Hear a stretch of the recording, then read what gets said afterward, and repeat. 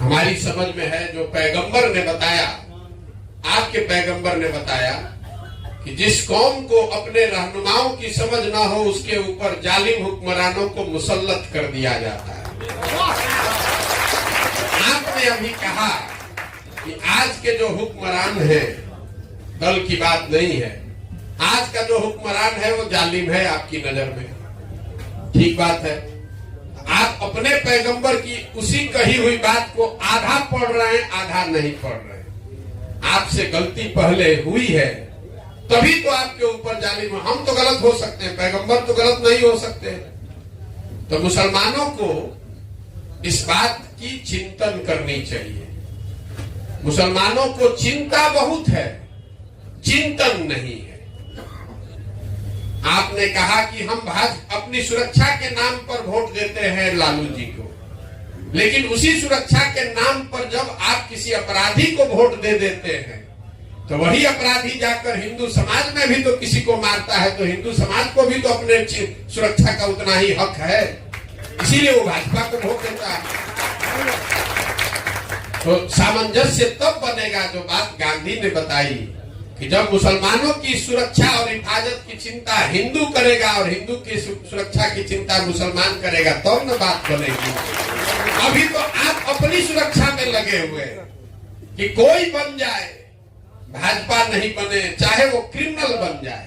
जब वो क्रिमिनल बन के आता है जीत कर आपके वोट से, मुसलमानों के वोट से जब क्रिमिनल अपराधी जीत कर आता है तो समाज में ये बात होती है, देखिए सब मुसलमान किसको जिता दिया है, हमको आके मार रहा, तब तो आप उसको बचाने नहीं जाते।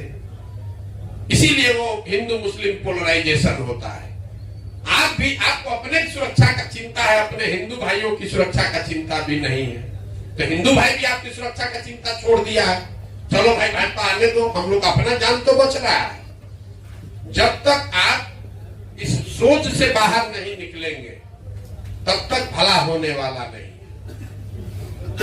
तो आप अपने रहनुमाओं की समझ ठीक बनाइए। जिसको आप रहनुमा समझ रहे हैं उससे आपका सुरक्षा नहीं हो रहा है, सुरक्षा दंगे से आपकी हो रही है, लेकिन आपके बच्चे कुपोषण से मर रहे हैं, आपकी महिलाएं प्रसव के दौरान व्यवस्था नहीं होने से मर रही है। पूरे देश में सबसे ज्यादा टीबी के रोगी, सबसे ज्यादा टीबी का इंसिडेंट रेट मुस्लिम बच्चों में बिहार में है। आप उस मौत को नहीं देख रहे हैं। दंगे में 10 आदमी मरता है, पिछले 40 वर्ष में कितने लोग स्वास्थ्य व्यवस्था के अभाव में मर गए वो आप नहीं देख रहे। तो अपने हमारी बात मत मानिए। अपने कौम में जो बात बताई गई है, मुसलमानों की दुर्दशा इसलिए नहीं है कि आप लालू को वोट देते हैं कि कांग्रेस को वोट देते हैं। आपकी दुर्दशा इसलिए है कि आपने अपने कौम की बुनियादी बातों को छोड़ दिया। आपके कौम में ये बात बताई गई है कि बिना जद्दोजहद के जीवन में कुछ हासिल नहीं हो सकता है। अगर गलत बोल रहे हैं तो बताइएगा। मुसलमान आज का जद्दोजहद नहीं करना चाहता है। आप 5 वर्ष बैठ के यही सोचते रहते हैं कौन भाजपा को हराएगा, कौन भाजपा को हराएगा। और चुनाव में जो भाजपा को हराता हुआ दिखे, चाहे वो अपराधी हो, अच्छा हो, खराब हो, आप उसको वोट देने को, उसको समर्थन देने को तैयार है, उसको अपना रहनुमा मानने को तैयार है।